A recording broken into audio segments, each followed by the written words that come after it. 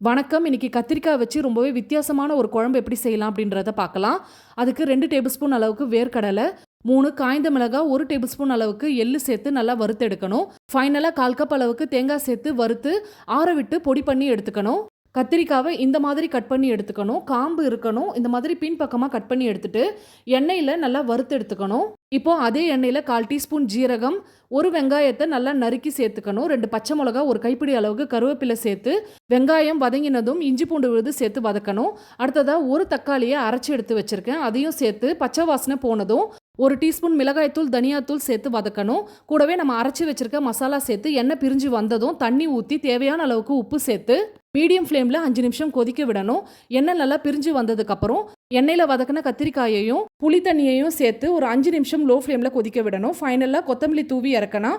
Hyderabad famous பகாரா baingan சூப்பராக ready ஆகிடும். Try பண்ணிவிட்டு ஃபீட்பேக் சொல்லுங்கள். பை.